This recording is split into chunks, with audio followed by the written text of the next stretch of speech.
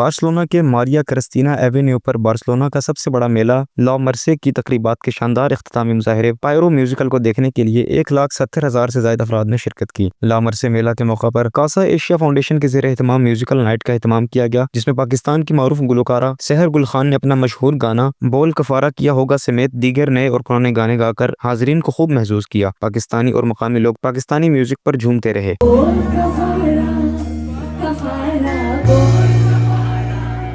कफारा बोल यारा ओ यारा बोल कफारा तू बोल कफारा कफारा बोल कफारा।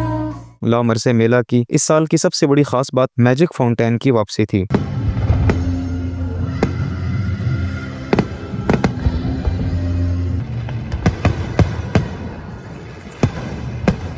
मैजिक फाउंटेन खुश्कसाली और मुरम्मत के बायस 3 बरस से गैर फ़ाल था। फाउंटेन हमेशा शो को मुकम्मल बनाता है, मौसीकी को मज़ीद हम आहंग व दिलकश कर देता है। कमर फारूक, JK न्यूज़, स्पेन।